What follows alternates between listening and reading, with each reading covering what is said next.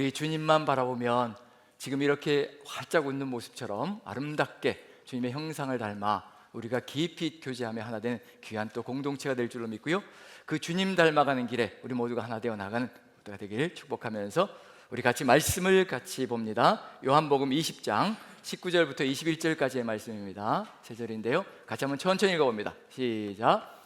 이날 곧 안식 후 첫날 저녁 때 제자들이 유대인들을 두려워하여 모인 곳에 문들을 닫았더니 예수께서 오사 가운데 서서 이르시되 너희에게 평강이 있을지어다.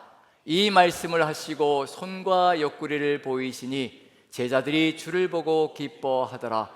예수께서 또 이르시되 너희에게 평강이 있을지어다. 아버지께서 나를 보내신 것 같이 나도 너희를 보내노라. 아멘. 부활하신 주님께서 우리에게 주시기를 간절히 소망하시는 것, 평강. 이 평강이 우리 안에 가득 들어서 살 때 우리가 또 소명의 길을 담대하게 나아갈 수 있는 길을 열어갈 수 있는 우리의 삶이 될 줄로 믿습니다. 주님께서 우리에게 주시기를 간절히 소망하는 이 평강은 도대체 어디에서 오는 것인가? 우리의 삶이 지금 평강으로 가득 들어 차 있는가? 아니면 또 어떤 다른 것들로 채워져 있는가? 우리의 삶을 돌아보면 또 한번 깊이 숙고해 볼 수 있는 길이 아닐까라는 생각이 듭니다. 이 세상에서 믿음을 흔드는 두 가지 요소가 있다라고 이야기를 합니다. E.M. 바운즈라는 기도의 성자라고까지 불리는 목사님이신데 기도에 관한 책을 상당히 많이 쓰셨습니다. 그 기도에 관한 책 읽어보기도 하고 또 이게 유튜브로 듣기도 하고 그래 봤거든요. 근데 반복적으로 거듭해서 표현하시는 것들이 있더라고요. 우리의 믿음을 흔드는 거, 우리가 믿음이 흔들리면 기도도 못하고 하나님께로 나아가지도 못한다는 거, 우리의 삶을 살아갈 때 믿음을 흔드는 두 가지 적이 있다라고 이야기를 합니다. 거듭해서 이야기하는 거예요. 여러분들 생각에는 어떠신가요?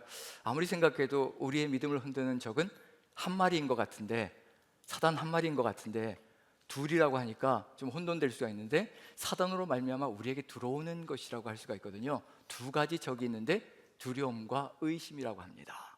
자, 저기 위에 이제 제목을 적어놨는데 한번 읽어볼까요? 같이 시작. 두려움과 의심을 넘어서. 두려움과 의심이 우리의 믿음을 뒤흔드는 요소인데 두려움은 어디서 오나요? 우리 안에서 일어나는 건가요? 외부에서 우리에게 들어오는 영향력인가요? 우리의 상황들, 환경들, 여건들, 갑작스럽게 불어닥치는 그런 어떤 질병들, 물질적인 어려움들, 관계의 또 어려움들, 또 미래에 대한 두려움들, 이런 것들이 훅훅 우리의 삶에 밀려 들어올 때가 있습니다. 그러다 보니까 흔들릴 때가 참 많고요. 그래서 두려움은 외부에서 환경적인 요인으로 우리에게 공격적으로 들어옵니다. 파도처럼 밀려 들어오는 거죠. 만약에 우리가 믿음이 든든하게 서 있다면 거친 파도가 몰려올지라도 주와 함께 날아오를 수 있는 그 믿음을 가질 수가 있거든요. 그런데 끊임없이 우리에게 거친 파도처럼 두려움이 밀려옵니다. 의심은 어디에서 생기는 걸까요? 외부에서 오는 걸까요? 우리 내부에서 일어나는 걸까요? 우리 안에서 의심이 일어나기 시작합니다. 이 두 가지, 외부에서 오는 것과 내부에서 일어나는 이 의심이, 두려움과 의심이 만날 때 우리의 믿음을 침몰시키고 가루를 만들어서 사라지게 만드는 안타까운 일들이 벌어질 수 있다는 것을 우리도 삶을 살아가며 알고요, 신앙의 고수들도 그 부분을 또 고백하고 있기도 합니다. 지금도 우리도 고백하지만요. 또 베드로의 이야기를 한번 살펴보면요, 베드로가 풍랑이는 그 바닷속에서 배를 져서 제자들이 열심히 도를 져서 가려고 하는데 그 풍랑과 파도가 너무, 거친 바람과 파도가 너무 거세서 오도 가도 못하고 갈릴리 바다 가운데에서 그냥 멈춰져 있는 것 같이 그렇게 애는 쓰지만, 요동을 치지만 아무것도 못하고 있는 그런 상황이 벌어집니다. 그때 예수님께서 그 바다 가운데로 걸어서 오시죠. 풍랑이는 바다 위를 잠잠하게 걸어서 오십니다. 그때 제자들이 예수님을 보고 두려워서 놀라는 거죠. 귀신인 줄 알고. 그때 예수님께서 내니 두려워하지 말라. 그때 베드로가 나섰죠. 뭐라고 하나요? 주님이시면 나로 걸어서 주님께로 오라고 명령하십시오. 그때 예수님께서 오라고 하시죠. 그래도 베드로는 용감하기라도 하죠. 그렇게 주님을 믿으면서 그렇게 주님께 오라고 해달라고, 바다 위를 걷게 해달라고 할 때 그나마 그래도 제자들 중에서 유일하게 바다 위를 걸어본 사람은 베드로가 처음일 겁니다. 유일할 겁니다. 그래도 시도한다는 것이 얼마나 소중한 것인지 오라고 하니까 흑달같이 배에서 내려서 예수님께로 갑니다. 천천히 걸어가는데, 그런데 일진 광풍이 일어나죠. 바람이 훅 부니까 어디로 시선이 돌아가는 건가요? 예수님이 아니라 바람으로 시선이 돌아가니까 무서워서 물속으로 빠져 들어갔다고 되어 있습니다. 무서움과 두려움이 무엇을 일으키냐면 침몰시키는 역사가 펼쳐지거든요. 그때 예수님께서 하신 말씀이 있죠. 믿음이 작은 자여 왜 의심하였느냐. 두려움과 의심, 외부에서 들어오는 거친 바람의 두려움과 또 우리 내부에서 일어나는 의심, 정말 이게 될까? 할 수 있을까? 이게 정말 우리의 삶을 이끌어갈 수 있을까? 그 의심이 만나서 결국 우리를 침몰하게 만들어간 역사가 펼쳐진다는 것. 그렇다면 이 두려움과 의심을 이길 수 있는 길은 도대체 어디 있을 것인가? 예수님께서는 분명히, 하나님께서는 우리에게 분명히 그걸 가르쳐 주실 거라는 얘기거든요. 제 인생 여정 속에서 정말 신앙의 극점, 전환점이 되는 시절이 있었습니다. 두려움과 의심으로 가득 들어차 있던 삶을 또다시 하나님께서 바꾸셔서 확신으로 가득 들어차게 했던 시절이 있습니다. 바로 1996년부터 시작되어진 제 유학 시절이었습니다. 1996년 1월에 출발을 했고요. 캐나다로 유학을 출발했고 그 다음에 1년 반 정도 공부하고 그 다음에 1997년 7월에 잠시 들어와서 결혼을 하고 또 나갔죠. 그렇게 해서 총 9년의 만 9년의 시간을 캐나다에서 보냈습니다. 유학 시절을 보냈는데 96년에 나가서 97년에 들어와서 이제 결혼을 하고 7월 달에 결혼을 하고 그 다음에 아내와 같이 그 다음 달에 이제 8월 달에 나간 거죠. 그리고 같이 나가서 이젠 어떤 일이 벌어지냐면 가난한 유학생인데 이제 가난한 유학생이 집안의 가장까지 되어버렸습니다. 이제 어떻게 생활해야 될 것인가? 가난하니 뭐 재정이 채워져 있는 것도 아니고 그런 상황 속에서 유학의 길을 계속 걸어가야 되고 가정생활도 해야 되고 그런 상황이 펼쳐지고 있는 상황이었습니다. 97년 7월에 결혼해서 그해 12월에 벌어진 일이 있거든요. 97년 12월에 혹시 무슨 일이 벌어졌는지 아시나요? IMF가 터졌습니다. 안 그래도 힘겹고 버거운 살이를 걸어가고 있는 중인데 97년 12월에 IMF가 터지면서 환율이 급등하기 시작하는 거예요. 2배 이상이 올라가기 시작하면서 돈이 들어와도 어딘가에서 지원이 들어와도 이제 절반밖에 안 돼. 절반도 안 되는 거죠, 액수가. 그러니까 사는 것 자체가 너무 버겁고 힘겹고 그리고 내일을 바라본다는 것 자체가 두려움으로 가득 탔던 시절이 바로 그때였던 것 같습니다. 통장 관리를 제가 했거든요. 아내는 이제 온 지 얼마 안 됐으니까 제가 은행을 다니면서 이제 통장 돈을 찾아서 시장도 보고 이러면서 생활했는데 통장 관리가 이 돈이 빠져나가고 이런 것들을 보는 것이 얼마나 힘겨운 것인지 세상 깨달았습니다. 한국에 돌아와서는 이제 아내에게 그걸 다 맡겨버리니까 그전 편한 게 없더라고요.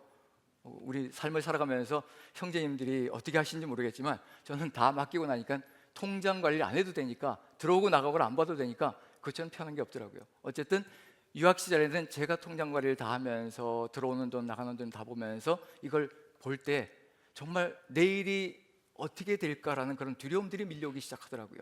그 두려움들이 밀려오면서 마음속에 스트레스가 압박감이 그대로 쌓여가기 시작하고 공부는 공부대로 힘들고 그래서 공부하면서도 또 어떤 의심이 들기 시작하냐면요, 정말 하나님이 보내서 내가 여기 온 것인가? 하나님이 보내서 왔다면 이렇게 어려운 일들이 이렇게 닥칠 수 있을까?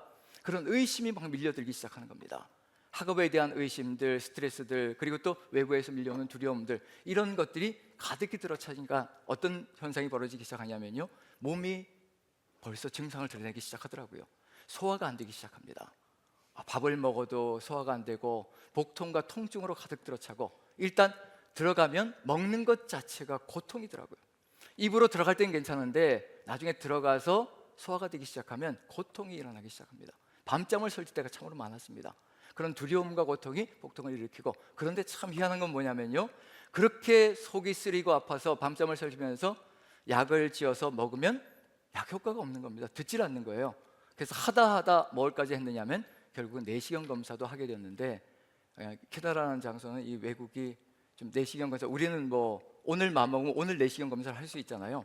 근데 거기는 국가의료보험 제도여서 국가에서 모든 걸 다 보장해 주기 때문에 100% 무료입니다. 무슨 수술을 받든지 간에 100% 무료거든요. 그런데 그러다 보니까 오래 기다려야 됩니다. 그래서 패밀리 닥터한테 가서 이제 이 속이 이렇게 아프다고 하니까 이제 약속을 잡아주는 거죠. 스페셜리스트에게 잡아주는데 3개월 뒤에 이제 약속이 잡히는 거예요. 그래서 저는 3개월 뒤에 이제 내시경을 받을 줄 알고 다 준비해서 갔습니다. 만나러 갔는데 어떻게 됐을까요? 스페셜리스트가 또 자기가 스케줄이 많으니까 또 거기서 약속을 잡는 거예요. 3개월 뒤에 또 약속이 생겼습니다. 6개월이 걸리더라고요. 내시경 한 번 봤는데 이러다 죽겠구나 싶은 마음이 들 정도로, 그 정도로 힘겨운 시간이었는데, 어찌됐든 그런 상황을 거치면서 고통과 두려움과 의심 가운데 거했던 시절을 겪으면서 그 당시에 또 이제 교회를 옮기게 하시더라고요. 하나님께서 이게 어떤 마음을 먹게 하셨는지 교회를 옮기게 하시는데, 한인교회에서 사역을 했거든요. 전도사로 사역을 했는데, 한인교회에서 사역을 하면 그나마 렌트비 정도는, 아파트 렌트비 정도는 사례비로 받습니다. 그래서 렌트비를 내고 나면 또 이제 좀 안심이 될 수 있는 그런 상황인데, 그런데 옮겨가는 것이 캐나다 교회였어요. 사역자로 옮겨가는 것이 아니라 그냥 성도로 옮겨가는 거였습니다. 거기에 가서 이제 같이 생활하면서 좀 문화도 보고 그런 생각을 가지게 하시려고 했는지 캐나다 교회로 옮기게 하시더라고요. 근데 이 교회가 좀 특이한 것이 뭐냐면요, 교회 성도로 받아들일 때 굉장히 까다롭습니다. 검증을 굉장히 심각하게 합니다. 6개월 동안을 담임 목사님과 함께 교리 교육을 받습니다. 이제 세가족으로 들어오는 사람은요, 세가족으로 들어오면 이제 먼저 6개월 정도를 계속해서 매주 만나서 이제 교리 교육을 합니다. 그래서 아내하고 제가 가서 이제 교리 교육을 받고, 그 장로교의 교리를 제대로 따라가는가, 그리고 인정하는가, 이런 것들을 계속 담임 목사님과 공부를 하고, 6개월쯤 지나서 넘어가면요, 그 다음에 이제 좀 통과가 될 것 같다 싶으면, 좀 이제 뭔가 안정이 되어졌다 싶으면 이제 전체적인 인터뷰를 합니다. 장로님 전체가 다 모여요.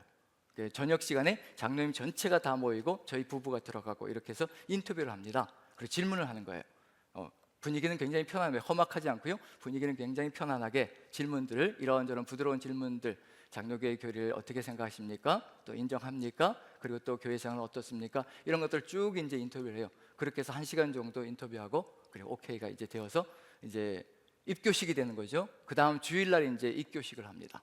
성도들 앞에서 이제 공포를 하는 거죠. 우리의 성도로 받아들입니다라고 이제 공포를 하는 거죠.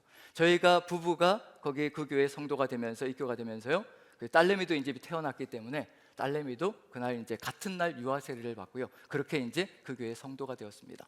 그런데 그 당시에 제가 이제 박사과정에 입학하게 되었거든요.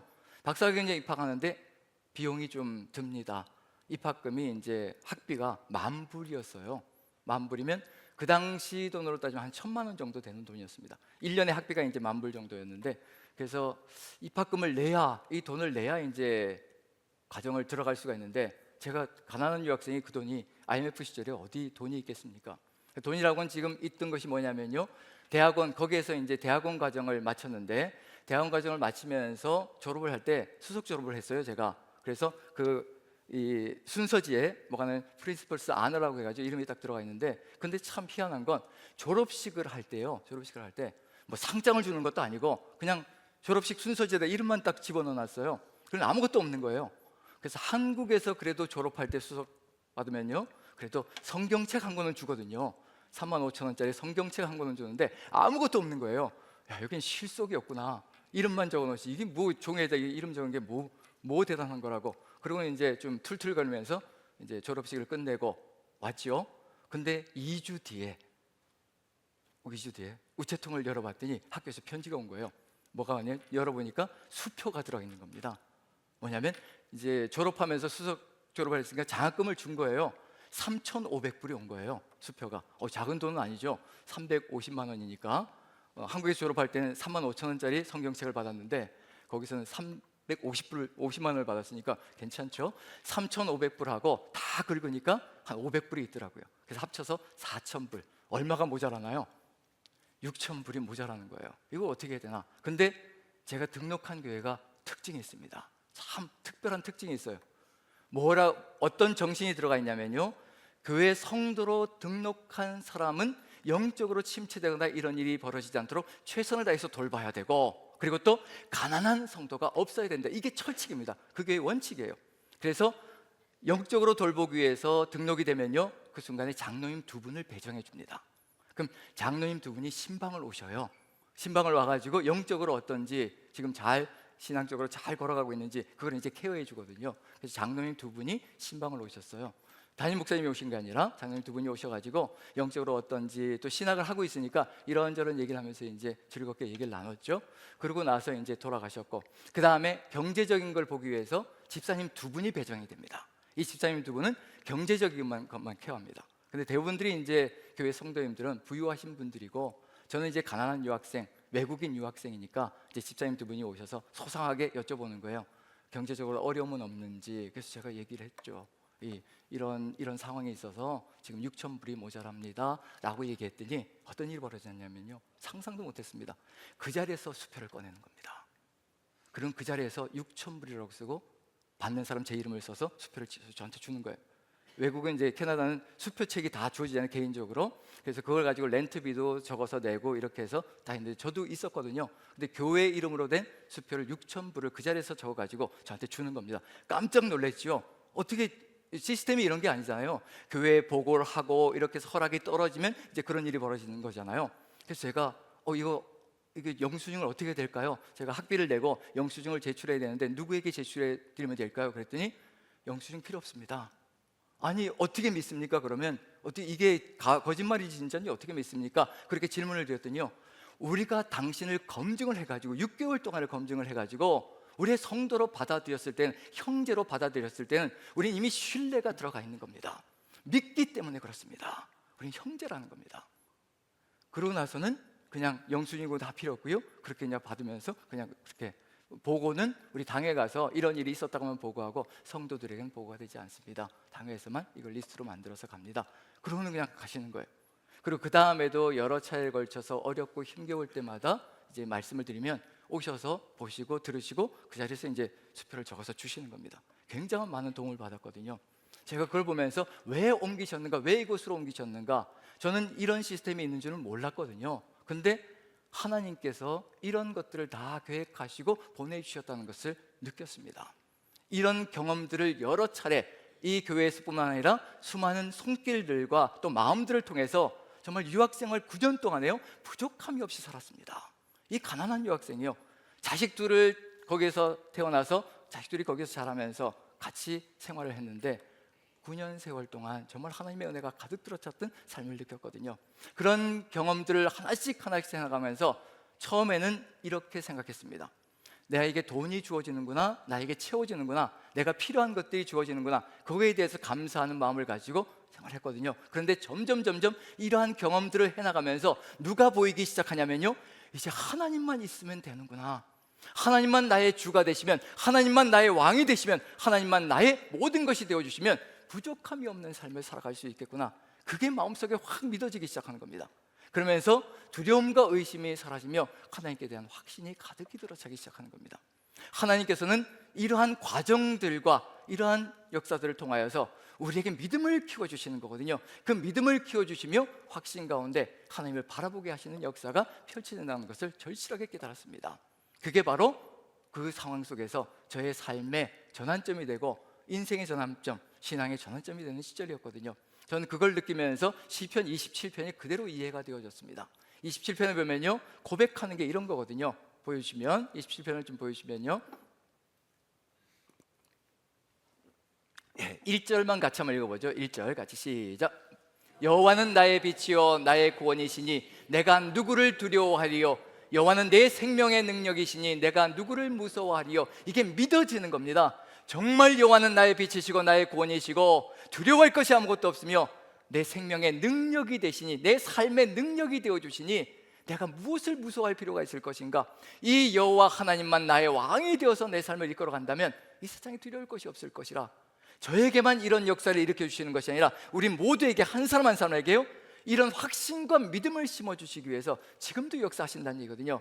그리고 중요한 건 뭐냐면요, 바로 이렇게 우리가 믿음으로 확신이 가득 들어차 있을지라도 상황은 절대로 호전되지 않을 수 있다는 겁니다. 또다시 어떤 상황과 환경이 우리를 덮쳐 들어올지 모른다는 얘기거든요. 그럼에도 불구하고 누구를 바라보면 된다는 얘기냐면 바로 주님만 바라보면 된다는 얘기거든요. 3절을 한번 읽어보죠. 이런 상황이 펼쳐집니다. 같이 읽습니다. 시작. 군대가 나를 대적하여 진치일지라도 내 마음이 두렵지 아니하며 전쟁이 일어나 나를 치려 할지라도 나는 여전히 태연하리로다. 군대가 돌진해 들어오기도 하고요, 그리고 전쟁이 주변에서 펼쳐지기 시작합니다. 나를 무너뜨리려고 끊임없이 사단이 영적 전쟁을 일으키며 무너지는 삶을 일으키려고 끊임없이 공격해 들어오거든요. 환란이 밀려 들어오게 되어 있습니다. 공격이 밀려 들어오지요. 그때도 태연하고 그리고 또 안전하게 평안을 누릴 수 있는 것, 바로 4절의 내용이 우리를 또 지키기 때문이거든요. 같이 한번 읽어보죠. 시작.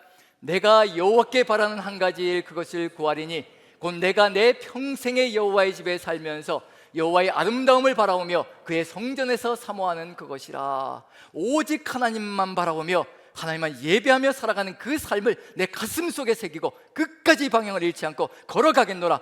이것이 무엇을 이뤄가냐면요, 어떤 것이 덮치고 들어올지라도 또다시 주님과 함께 일어날 수 있는 그 역사를 이뤄간다는 거. 그럼에도 불구하고 환난은 또 다가올 겁니다. 여호와께서 환난 날에 또 우리를 찾아오실 것이고 은밀한 곳에 숨기시며 높은 바위에 두실 것이라는 거. 끊임없이 지그재그로 끊임없이 우리의 삶 속에서는요, 어려움과 힘겨움이 밀어닥칠 겁니다.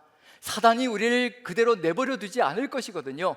군대 귀신이 들어올 수도 있고 환난과 역경이 우리를 밀려 들어올 때가 있습니다. 그 모든 상황 속에서 우리가 해야 될 것은 딱 한 가지밖에 없습니다. 바로 6절입니다. 같이 한번 읽어보죠. 시작. 이제 내 머리가 나를 둘러싼 내 원수 위에 들리리니 내가 그의 장막에서 즐거운 제사를 드리겠고 노래하며 여호와를 찬송하리로다. 우리 주님께서 함께 하시면 그 거친 파도가 몰려와도 원수들이 득실거려도 오직 그 원수들 머리 위로 날아오르는 역사가 펼쳐지게 만들어 주실 것이라는 거. 우리가 해야 될 것은 다른 것이 아니라요, 오직 하나님만 바라보며 오직 살아계신 주님만 예배하는 삶이 이루어질 때 우리는 어떤 역경도 이겨낼 수 있는 존재가 된다는 겁니다. 두려움과 의심은 끊임없이 우리를 흔들 것이고요, 끊임없이 우리에게 삶에 밀어닥칠 겁니다. 저는 지금도 두렵습니다. 지금도 의구심이 이 속에서 솟구쳐 올라올 때가 있습니다. 하지만 주님을 바라보며 주님께서 힘이 되시고 능력이 되어주신다면요, 능히 이기며 걸어갈 수 있는 존재가 되고 이 세상 속에서 예배자로 승리하는 삶이 이루어질 것이라는 거. 그래서 두려움과 의심을 이기는, 두려움과 의심을 넘어서서 오직 믿음으로 승리하는 길은 다른 것이 아니라 오직 예수 그리스도께, 오직 하나님께 초점을 맞추고 주님만 바라보는 것, 그것밖에 없다는 것을 분명히 보여주고 있는 중입니다. 베드로의 이야기 다시 마무리하자면요, 베드로의 이야기가 분명히 풍랑 속에서 침몰하고 빠져들어갑니다. 두려움과 의심으로 가득 들어차서 침몰하며 물속으로 빠져들어갑니다. 그때 해야 될 일은 한 가지밖에 없습니다. 바람을 보았거든요. 바람을 보았습니다. 세상의 세파를 보았고 환경을 보았고 상황을 본 겁니다. 지금 내 앞에 펼쳐지고 있는 그 안타까운 상황들이 나를 무너뜨리거든요. 그걸 바라보았습니다. 그 시선을 바꾸는 겁니다. 주여 나를 구원하소서. 그것밖엔 답이 없습니다. 외치는 겁니다. 주님 나를 구원하여 주시옵소서. 주님만이 나의 생명의 근원이십니다. 주님께 외칠 때 주님께서 즉시로 손을 뻗어서 그 팔을 잡으시고 건져주시고 그리고 함께 배에 올라타신다는 거. 우리 주님께서 우리 인생의 배에 올라타시면, 우리 중심에 자정하시면요, 그 배는 가려던 목적지로 신속하게 가게 되어 있습니다. 우리가 지금 어디에 초점을 맞추고 있는가, 거기에 따라서 어디에서 헤매고 있는가도 느껴질 수가 있을 것이고요, 예수 그리스도께서 우리 인생의 배에 타시면 우리는 두려움과 의심을 이기고 오직 주님과 함께 주님께서 보여주시는 그 길을 향하여, 소명지를 향하여 달려가는 역사가 펼쳐질 것이라는 것을 우리에게 알려주고 있습니다. 이것을 끝까지 지켜주시려고 우리의 삶에서는요, 끊임없이 두려움이 밀려올 수 있고 의심의 파도가 우리 속에서 일어날 수가 있습니다. 이것을 끝까지 지켜주시려고 예수님께서 마지막 순간까지 하시는 게 있습니다. 우리를 위해서 하시는 일이거든요. 마지막 순간까지 부활하시고 나서도 하시는 것이 있습니다. 우리 인생에는 끊임없이 이게 밀어닥칠 것이라는 것을 아시거든요. 부활하셔서 예수님께서 나타나셔서 제자들에게 오시는데 요한복음 20장에는요 2번의 사건이 등장합니다. 왜 2번의 사건일까요? 부활하셔서 2번 제자들에게 나타나시는 겁니다. 요한복음 20장에는요 왜일까요? 우리가 무너지고 쓰러지는 것이 두려움과 의심이거든요. 이 두려움과 의심을 어떻게 이길 수 있을 것인가, 어떻게 평생을 이기며 끝까지 신앙을 지키며 걸어갈 것인가, 그것을 깨닫게 해주시고 알려주시기 위해서 우리에게 2가지 사건을 보여주십니다. 첫 번째, 오늘 본문 한번 읽어보죠. 자, 19절 같이 한번 읽어봅니다. 19절 같이 시작. 이날 곧 안식구 첫날 저녁 때에 제자들이 유대인들을 두려워하여 모인 곳에 문들을 닫았더니 예수께서 오사 가운데 서서 이르시되 너희에게 평강이 있을지어다. 안식구 첫날에 유대인들을 두려워하여, 우리는 삶의 상황 속에서 사람을 두려워할 수도 있고요, 그리고 상황을 두려워할 수도 있고 우리 주변에 있는 상황들이 우리를 두렵게 만들 수도 있습니다. 질병으로 말미암아 두려워질 수도 있고요, 그 모든 상황들이 우리를 두려움으로 밀어닥칠 수 있습니다. 그때 무슨 일이 벌어질까요? 우리의 마음은 다칠 수가 있습니다. 두려움이 밀려오면요, 마음이 다치고 마음이 다치게 되면 우리가 마땅히 가야 될 소명의 길조차 걸어갈 수 없는 역사가 펼쳐지거든요. 두려움에 꽁꽁 묶여서 아무것도 하지 못하는 안타까운 역사가 펼쳐집니다. 그때 주님이 하신 것이 있죠. 문을 뚫고 들어오시는 겁니다. 주님께서, 예수께서 오사 가운데 서시는 겁니다. 우리 가운데 서셔서 우리에게 말씀하시는 겁니다. 평강이 있을지어다. 무슨 말씀을 하실까요? 그리고 무엇을 보여주실까요? 이 말씀을 하시고 손과 옆구리를 보이시니 제자들이 주를 보고 기뻐한다라고 얘기했습니다. 가운데 서셔서 무엇을 보여주시냐면 내가 바로 살아있는 주다라고 알려주시는 겁니다. 십자가 달리신, 그리고 못 박히신 손과 창에 찔리신 그 옆구리를 보여주시며 내가 바로 너희들을 위하여, 너희들을 사랑하여 내 모든 것을 다 내어주고 십자가 진 존재라는 것을 그대로 보여주시는 겁니다. 그리고 지금도 살아있으며 함께하고 있다는 것, 인생의 가운데 위치하고 있다는 것을 우리에게 분명하게 보여주고 있습니다. 이 주님이 우리에게 보이면 우리가 다시 또 주를 보고 기쁨이 회복되어지며, 그리고 예수께서 또 이르시되 너에게 평강이 있을지어다. 아버지께서 나를 보내신 것 같이 나도 너희를 보내노라. 우리에게 평강이 회복되어지는 것 뭘까요? 우리 가운데 예수 그리스도가 계시다는 것을 분명히 확신하며 믿고 신뢰하며 걸어갈 때 우리의 삶이 달라질 수 있다는 것, 우리 안에 성령으로 내주하시는 주님께서 지금도 우리의 삶을 이끌어간다는 것을 우리가 확신한다면요, 어떤 환경과 어떤 두려움 속에서도 확신을 가지고 걸어갈 수 있는 존재가 된다는 것, 그걸 알려주고 있는 중이거든요. 이렇게 하시고 그 다음에 우리의 마음속에서 일어나는 의심도 있죠. 그래서 그 다음엔 도마의 이야기가 펼쳐집니다. 도마의 이야기가 펼쳐진 이유는 바로 우리 안에서 일어나는 의심을 해결해 주시기 위해서.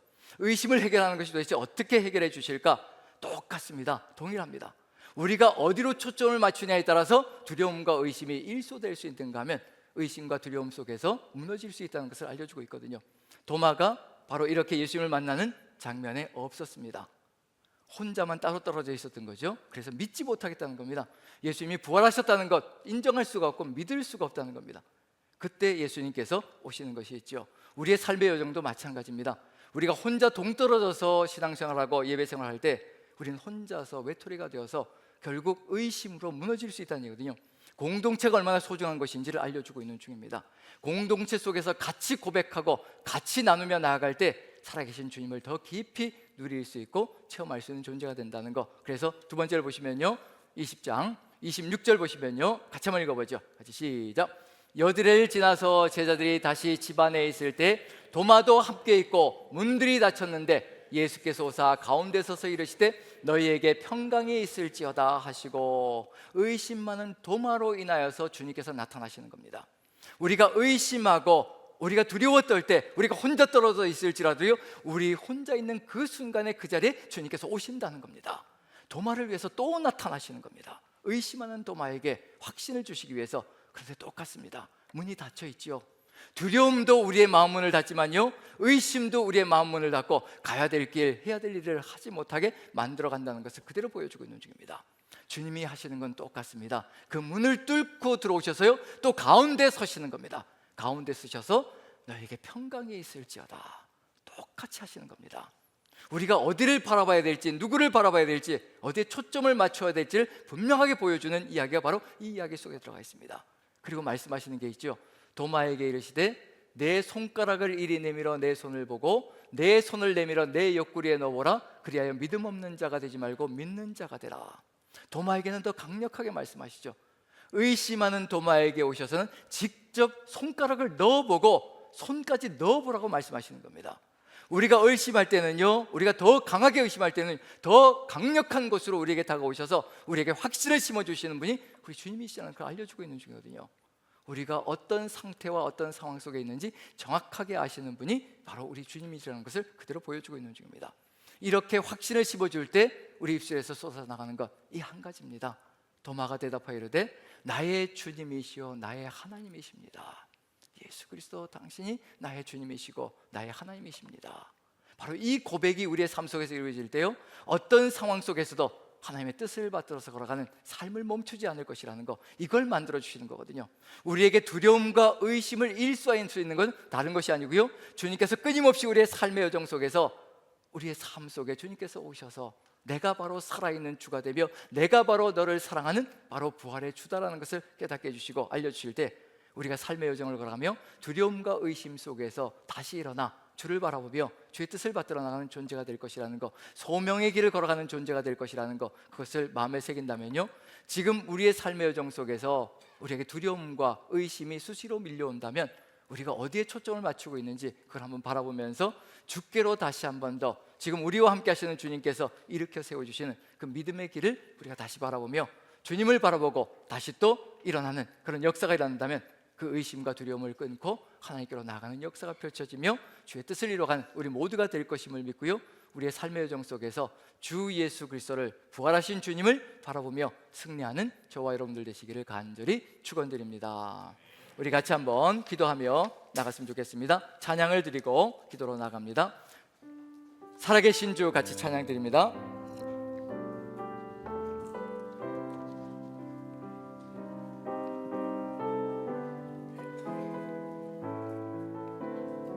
주 하나님 독생자 예수, 하나님 독생자 예수, 날 위하여 오시었네. 내 모든 죄 용서하시고 죽음에서 부활하신 나의 구세주, 살아계신 주, 나의 참된 소망, 걱정 근심 전혀 없네. 사랑의 주내 갈 길 인도하니 내 모든 삶의 기쁨 늘 충만하네. 주 안에서 거듭난 생명 도우시는 주의 사랑, 참 기쁨과 확신 가지고 예수님의 도우심을 믿으며 살리. 살아계신 주, 나의 참된 소망, 걱정 근심 전혀 없네. 사랑의 주내 갈 길 인도하니 내 모든 삶의 기쁨 늘 충만하네. 그 언젠가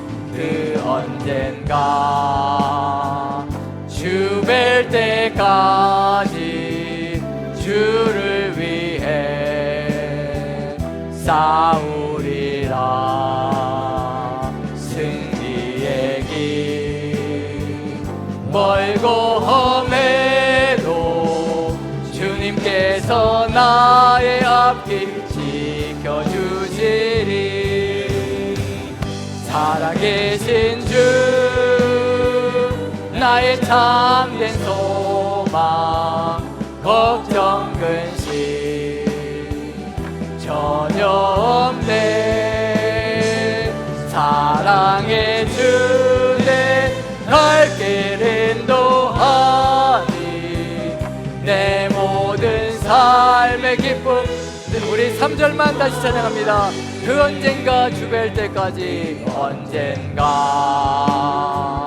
주 뵐 때까지 주를 위해 싸우리라. 승리의 길 멀고 험해도 주님께서 나의 앞길 지켜주시리. 살아계신 주, 나의 참된 소망, 걱정 근심 전혀 없네. 사랑의 주내 갈 길 인도하니 내 모든 삶의 기쁨 늘 살아계신 주, 살아계신 주 아멘. 나의 참된 소망 걱정 근심 전혀 없네. 사랑의 주내 갈 길 인도하니 내 모든 삶의 기쁨 늘 충만하네. 아멘. 우리 같이 한번 기도했으면 좋겠습니다. 살아계신 주님이 우리와 함께 하시면, 주님이 우리의 삶의 가운데 서시고 우리의 삶을 이끌어 가시면 우리는 주님께서 인도하시는 그 길로 담대하게 두려움과 의심을 떨쳐버리고 달려갈 수 있는 존재가 됩니다.